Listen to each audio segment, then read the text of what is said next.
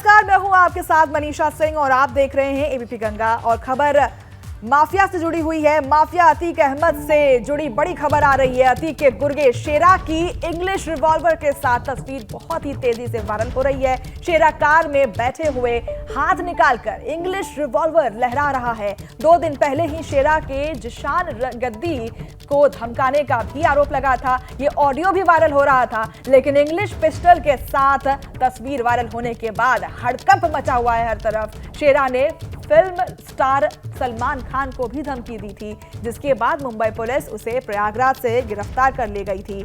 पिछले कई महीनों से करेली और आसपास के इलाकों में शेरा की दबंगई फिर से शुरू हो गई है। पुलिस इसके ऑडियो की जांच कर रही है। शेरा के खिलाफ करेली और खुलदाबाद थाने में रंगदारी, धमकी और बमबाजी के भी कई मुकदमे हैं। तस्वीरों में आप देख सकते हैं किस तरीके से अतीक के गुर्गे शेरा की ये तस्वीर है और खिड़की से, कार की खिड़की से अपने हाथ निकालकर वो पिस्टल लहराता हुआ दिख रहा है। कई मुकदमे दर्ज हैं इसके खिलाफ और अब भी बाज नहीं आता हुआ शेरा दिख रहा है। कई मुकदमों के बावजूद ये दबंगई इसकी खत्म नहीं हो पा रही है। श्री राम जन्मभूमि मंदिर के गर्भगृह में रामलला की मूर्ति प्राण प्रतिष्ठा कार्यक्रम का पूरा देश का मेगा इवेंट बनाने की तैयारी में है और अयोध्या में प्राण प्रतिष्ठा कार्यक्रम के लगभग 10 दिन पहले से पूरे देश के 5 लाख से अधिक मंदिरों में राम मंदिर संकीर्तन शुरू कराया जाएगा और इसमें सिख, जैन समेत कई धर्मों के लोगों को भी इस कार्यक्रम से जोड़ा जाएगा। श्री राम जन्मभूमि मंदिर में प्राण प्रतिष्ठा का कार्यक्रम भी इन स्थानों पर लाइव दिखाया जाएगा और कार्यक्रम के बाद मौजूद लोगों को तो प्रसाद दिया ही जाएगा, साथ ही साथ घर घर प्रसाद का वितरण भी किया जाएगा। अयोध्या के राम जन्मभूमि मंदिर में प्राण प्रतिष्ठा कार्यक्रम की पूरी जिम्मेदारी राष्ट्रीय स्वयंसेवक संघ संभालेंगे। हिंदुस्तान में कितने मंदिर हैं तो 10 लाख होंगे। हिंदुस्तान में 2.5 लाख पंचायतें हैं। अगर 2.5 लाख पंचायतों में हर एक ग्राम पंचायत में एक मंदिर जरूर होगा और शहरों के, नगरों के 2.5 लाख मोहल्ले मान लो, तो अगर 5 लाख मंदिरों में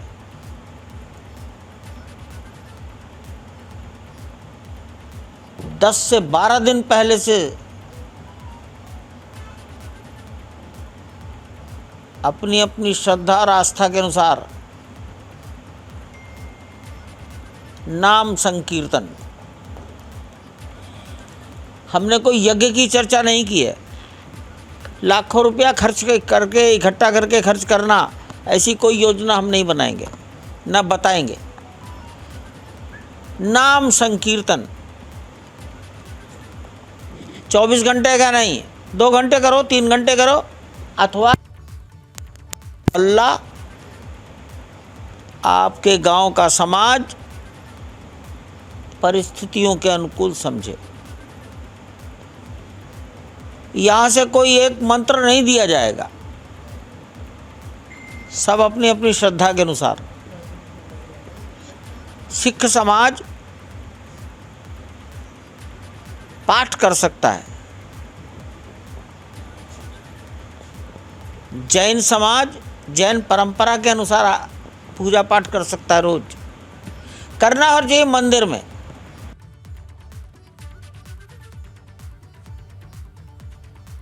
रामपुर में हेट स्पीच मामले में आज रामपुर की एमपी एमएलए कोर्ट ने सुनवाई है और आरोप है कि 2019 के लोकसभा चुनाव में आजम खान ने भड़काऊ भाषण दिया था। हेट स्पीच मामले में अभियोजन पक्ष की फाइनल बहस होगी और अभियोजन पक्ष के बाद बचाव पक्ष यानी कि आजम खान की तरफ से बहस होगी। बहस के बाद जजमेंट के लिए फाइल भेजी जाएगी।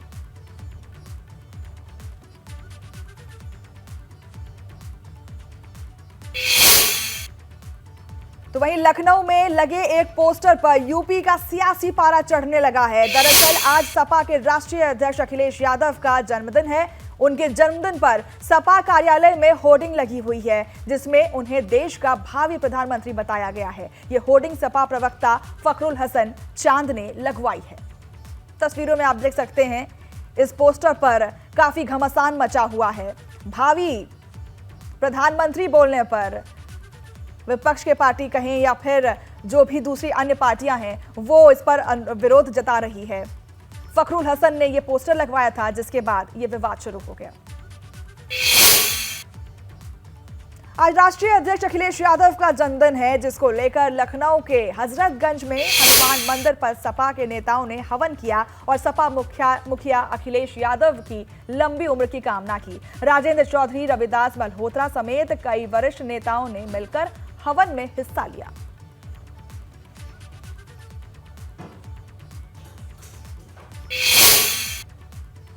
तो वहीं बसपा प्रमुख मायावती ने ट्वीट कर अखिलेश को उनके जन्मदिन पर बधाई दी है। उन्होंने कहा है कि समाजवादी पार्टी के प्रमुख और उत्तर प्रदेश के पूर्व मुख्यमंत्री श्री अखिलेश यादव को आज उनके जन्मदिन पर उन्हें और उनके परिवार वालों को हार्दिक बधाई, उनकी अच्छी सेहत के साथ लंबी उम्र की भी शुभकामनाएं।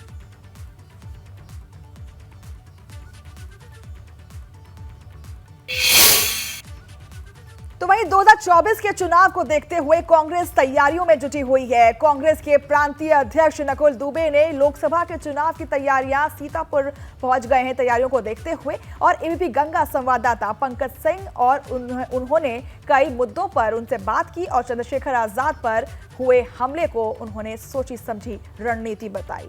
इसके साथ ही उन्होंने दावा किया कि 2024 में कांग्रेस यूपी की 80 सीटें जीतेगी। उनके दौरे लगातार जारी हैं। तीसरे दिन वो सीतापुर पहुंचे हुए हैं। उन्हीं से जानते हैं कि कांग्रेस लोकसभा चुनाव को लेकर इस बार तैयारियों में पूर्व से काफ़ी बड़े पैमाने पर दिख रही है। क्या है कांग्रेस की स्ट्रेटजी? अकेले मैदान में आएगी या फिर गठबंधन की राजनीति करेगी? देखिए, चूँकि सारी जितनी भी शाखाएं आप देख रहे हैं, जिनसे आप गठबंधन की बात कर रहे हैं, तो वो कहीं न कहीं कांग्रेस पार्टी की ही देन है या कांग्रेस पार्टी की शाखाएं हैं। तो अगर शाखाएं पुनः लौट करके कांग्रेस के उस पर बरगद के नीचे आती है तो उसमें कोई आपत्ति वाली बात है, कोई भी चिंता करने वाली बात नहीं है। इस वक्त हम लोगों की लड़ाई जो हो गई है, हम लोगों की लड़ाई छिड़ गई है देश बेचने वाले बनाम देश बचाने वाले। तो देश बेचने वाले कौन है, मुझे गौर साहब बताने की आवश्यकता नहीं है। देश को बचाने वाले कौन है, ये भी मुझे आप बताने की आवश्यकता नहीं है। तो जब देश बेचने वालों के खिलाफ मुहिम चली है तो उसमें सारी राजनीतिक पार्टियाँ एक साथ खड़ी हैं। पार्टियां क्या, एक एक जनमानस खड़ा हुआ है कि भैया हम अपने हिंदुस्तान को, अपनी माटी को, अपनी मातृभूमि को इस तरह से नहीं बेचने देंगे जिस तरह से बेचने का कार्य चल रहा है। और सबने ये निष्कर्ष निकाल दिया है कि हर हाल में 2024 में कांग्रेस के नेतृत्व में सरकार बनाएंगे और भारतीय जनता पार्टी को इस प्रदेश और इस देश से निकालने का कार्य करेंगे। नकुल दुबे जी, कांग्रेस की सहयोगी समाजवादी पार्टी रहेगी या बहुजन समाज पार्टी रहेगी? देखिए, अब ये निर्णय जिन लोगों को लेना उन्हें छोड़ दीजिए। जहाँ तक हमारी राठौर साहब की, उत्कर्ष जी की, जलीस भाई की और आपकी है, तो हम लोग ये लड़ाई लड़ें कि हम लोग सीतापुर में हर हाल में कांग्रेस पार्टी का मेंबर ऑफ पार्लियामेंट चुन करके, जो सीतापुर के आंखों में आंसू हैं कि न तो यहाँ पर एक यूनिवर्सिटी बन पा रही है, न पर यहाँ पर एक सरकारी मेडिकल कॉलेज बन पा रहा है, न पर यहाँ पर एक सरकारी डिग्री कॉलेज बन पा रहा है, अरे क्या बोलते हैं, सरकारी मेडिकल कॉलेज इंजीनियरिंग कॉलेज बन पा रहा है, न यहाँ पर एक बड़ा कोई सरकारी उद्योग लग पा रहा हो जिससे हमारे नौजवानों के चेहरे पर चमक आवे। तो इसलिए हम लोग को ये संकल्प लेना चाहिए कि जो 2019 में दुबे जी ने संकल्प लिया था और नहीं पूरा कर पा रहे हैं, तो वो 2024 में कांग्रेस के बैनर तले उन्हीं संकल्प को दोहराते हुए उस संकल्प को पूरा करने के लिए यहाँ से कांग्रेस पार्टी का सांसद लाएंगे। 2 चुनाव में आपके साथ नाउम्मीदी रही है, इस बार इन लोगों को ये साथ बना रहे, क्या करेंगे आप? देखें, ये जो लोग हैं ये मेरे साथ दिल का रिश्ता है इनका, कोई चुनावी रिश्ते से ये लोग नहीं आए हैं। राजनीति में 30 साल पुराने मेरे मित्र हैं और हम राजनीति में हैं तो ये मेरे साथ हैं। अब चुनाव लड़ें या न लड़ें, इनका साथ मेरे साथ रहता है, यही पर्याप्त है। अगर मौका मिला तो जो कशिश रह गई है आपके सांसद से चुनाव लड़ने की, मुकाबला करने की, वो आप पूरा करेंगे? सांसद नहीं रहेंगे इस बार, ये कशिश पूरी हो जाएगी। जो इतने दिन 20 साल से सीतापुर में जो ग्रहण लगा है सांसद का, विकास का, वो नहीं रहेगा, बदलाव होगा। राकेश राठौर लड़ेंगे? नहीं, ये बदलाव होगा।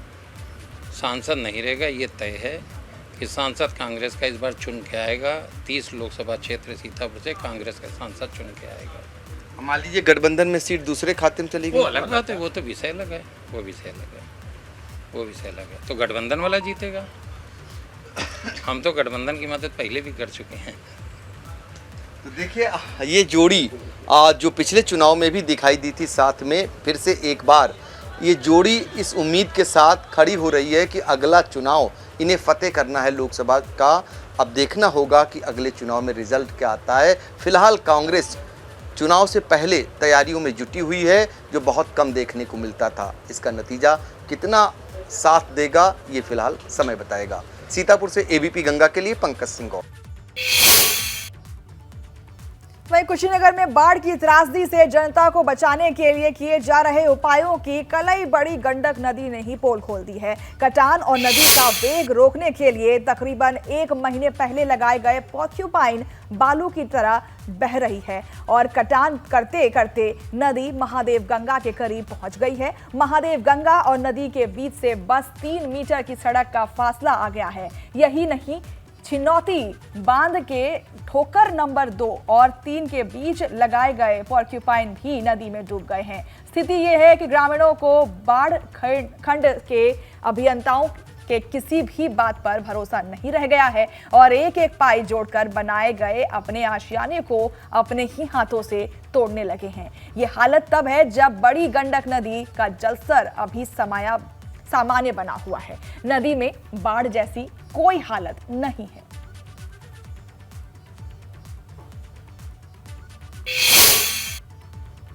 खड्डा तहसील के महादेवा गांव में, और जहां पे हम खड़े हैं मात्र 3 मीटर का चक्रोड है और यही नदी और गांव का जो है कह लीजिए कि एक बंधा है और ये अगर कट गया तो पूरा गांव जो है नदी में विलीन हो जाएगा। बताया जा रहा है यहाँ के लोगों के द्वारा कि पिछले 5 सालों से लगातार बंधे पे काम हो रही है, विभाग काम कर रहा है, यहाँ तक कि मंत्री और सभी अधिकारी आके दौरा करते हैं कि काम देखते हैं कि काम हो रहा है। लेकिन यहाँ के लोगों का कहना है कि यह काम केवल दिखाने के लिए होता है। यदि बोल्डर और जाली अगर डाल के इसको रोका जाता तो कहीं ना कहीं रुक जाता, लेकिन स्थिति ये है कि केवल दिखाने के लिए और पैसे का बंदरबांट यहाँ पे किया जा रहा है और कटान जारी है। यहाँ के लोगों का कहना है कि लगभग यहाँ से 300 मीटर की दूरी पे नदी थी पिछले 4 साल पहले, लेकिन 4 साल से लेकर अभी तक यहाँ पहुँच गया है और ये आगे अगर इस पर बढ़िया से कार्रवाई नहीं होती है, काम नहीं होता है, तो ये गांव नदी में विलीन हो जाएगा। लेकिन सबसे बड़ी बात है कि अधिकारियों की लापरवाही जिस प्रकार सामने आ रही है, इससे ग्रामीण बहुत ही भयभीत हैं। शैलेंद्र गुप्ता, एबीपी गंगा, कुशीनगर। और अगली खबर ग्रेटर नोएडा से है, जहां पर बच्चे की अस्पताल के ऊपर से गुजर रहे वायर की चपेट में आने से घायल हो गया। अस्पताल के ऊपर से 11,000 वोल्ट की लाइन की चपेट में आने से 6 साल के बच्चे के दोनों हाथ झुलस गए। हालात इतने खराब थे कि डॉक्टर ने उसके दोनों हाथों को काट दिया। इधर जेवर पुलिस और सीएमओ की टीम ने चौधरी मेडिकेयर अस्पताल को सील कर दिया गया है। तस्वीरों में आप बच्चे को देख सकते हैं किस तरीके से दोनों हाथ जख्मी हैं और हालात इतने खराब थे कि डॉक्टर को बच्चे के दोनों हाथ को काटना पड़ा। ग्रेटर नोएडा में इस वक्त ये तस्वीरें आपको दिखा रहे हैं। अस्पताल की बड़ी लापरवाही सामने आई है और 11,000 वोल्ट की लाइन के चपेट में आने से 6 साल का बच्चा झुलस गया, जिसकी वजह से उसके दोनों हाथ को काटना पड़ गया।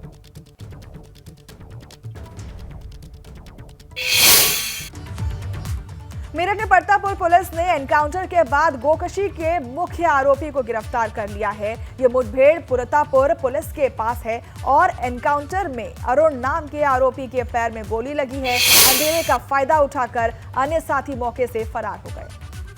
तस्वीरों में आप देख सकते हैं कि किस तरीके से पुलिस के कब्जे में ये आरोपी है और घटनास्थल से बाइक भी बरामद किया गया है। अंधेरे का फायदा उठाकर अन्य साथी जो थे वो भाग चुके हैं, भागने में कामयाब रहे, लेकिन एक आरोपी पुलिस के इस वक्त गिरफ्त में है। चंपावत जनपद के पहाड़ी क्षेत्रों में बीते 2 दिनों से हो रही लगातार बारिश के चलते ज्यादातर पहाड़ी नाले उफान पर हैं। ऐसे में चंपावत के सीमांत क्षेत्र टनकपुर में पूर्णागिरी रोड पर बटनागढ़ नाले में मलबा आ गया है, जिसके चलते पूर्णागिरी धाम आने वाले श्रद्धालुओं और उनके वाहन फंस गए हैं। स्थानीय प्रशासन जेसीबी मशीन की सहायता से रोड खोलने का प्रयास कर रहे हैं, लेकिन लगातार हो रही बरसात के चलते पहाड़ी नाले से मलबा भी लगातार आ रहा है। ब्रेक के बाद स्वागत है आपका। इधर धारचूला में जोल जीवई मुनस्यारी मोटर मार्ग मलबा आने से बंद हो गया और दरअसल देर रात हुई मूसलाधार बारिश की वजह से बॉर्डर में लगी 5 सड़कें बंद हो गईं और इसके बाद सैकड़ों लोग फंसे गए।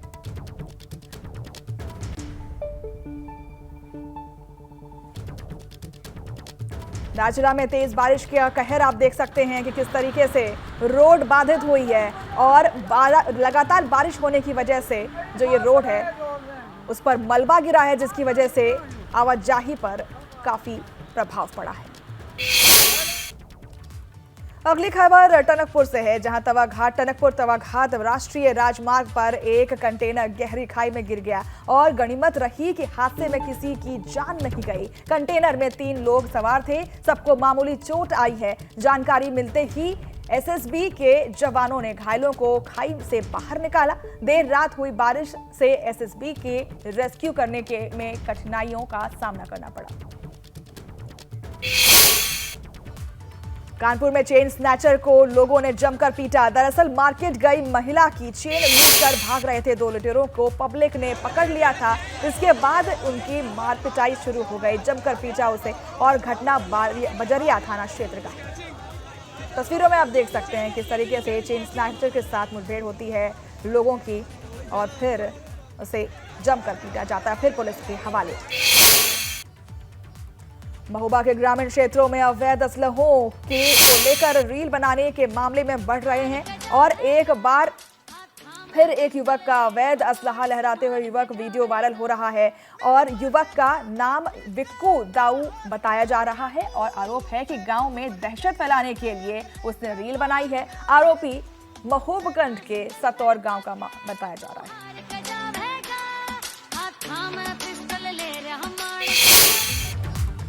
पीलीभीत में बीती रात गाड़ी के सामने बाघ आ गया। इस दौरान गाड़ी में मौजूद लोगों ने उसका वीडियो बना लिया। बाघ को देखने के बाद जंगल क्षेत्र से कुछ दूरी पर स्थित रिहायशी इलाकों में हड़कंप मच गया। सूचना पर वन विभाग की टीम मॉनिटरिंग में जुटी हुई है। तस्वीरों में आप देख सकते हैं कैसे कार के सामने बाघ आ गया, जिसकी तस्वीरें कार चालकों ने खींची और उसके बाद उसे वायरल कर दिया, जिसके बाद आसपास के लोगों में, आसपास के रिहायशी इलाकों में हड़कंप मच गया।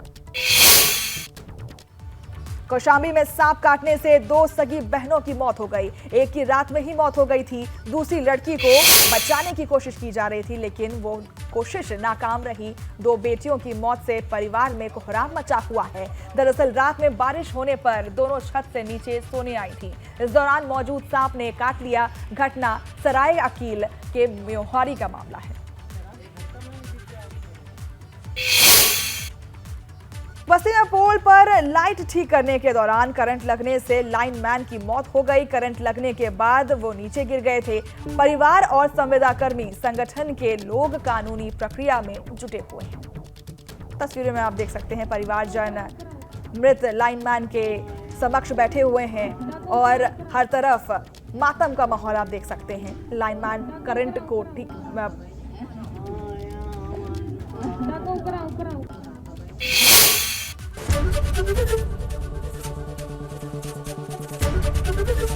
एबीपी गंगा, खबर आपकी, जुबान आपकी।